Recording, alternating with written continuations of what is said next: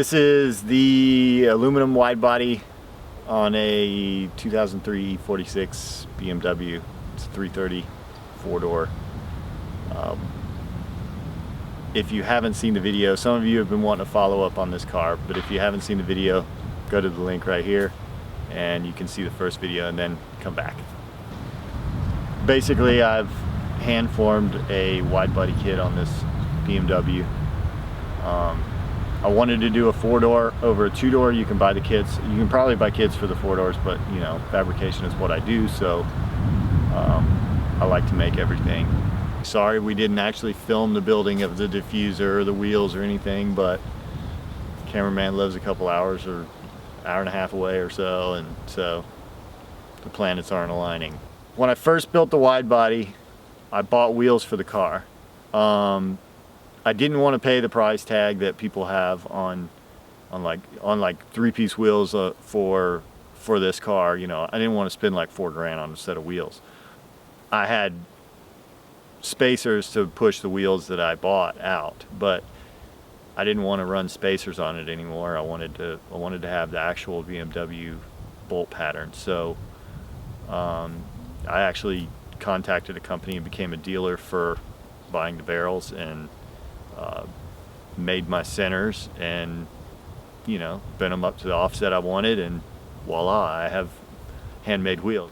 Got the hardware from Industrial Depot, and those guys always hook me up, and pretty much all the hardware, all the rib nuts, everything that I've got on this car is from them.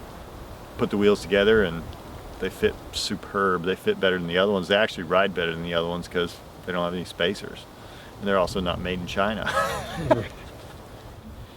As I mentioned before, in the wide body video, I planned on, you know, that we weren't done. This is just where I was, but I did some more work after we even got done with that video, like the side panels on the rear section, the side skirt pieces. I've made those and got it all tied together, but I changed the body line on the back panels from the E46. Normally it goes straight into the fender well, and I turned it down, and it went outside of the bumper because it's wider. And I mentioned in the other video that I wanted to do a rear bumper delete and do a diffuser undertail, and that's what I've done. I realized that, you know, this style of car or what I've done here may not be for everyone. Some people might not like it. Some people really love it. I think, you know, I get a lot of positive feedback from it, but it doesn't really matter. I am not putting a rear bumper back on this car. It's not going back on. It's going to be just like you see it. Some people may get that, some people may not. If you do, great. If you don't, sorry, but I'm not putting a bumper back on it. It's just one of those things. That was the plan all along. I was actually thinking about cutting even more off the back of it, but I realized that it's kind of a moot point. There wouldn't be an advantage otherwise. It's going to look just like this with or without what's there. So next on the list of things to do to this car, I want to put a jack point between the diffuser. The reason it looks the way it does is I want to integrate a jack point through it, through the center of it and down to the ground, just you know, below it, so you can get a jack on it, and then also a center exhaust coming through that as well.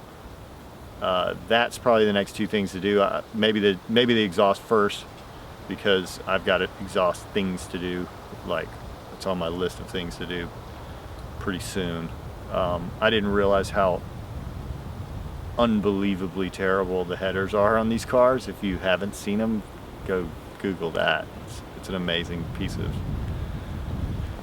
I don't know what you want to call it. It's terrible, but I'm pretty shocked at BMW for putting that together, but whatever. If you guys like what I do and you want to see more of the stuff that I do, you can catch me on Instagram at Cutworm Specialties Inc.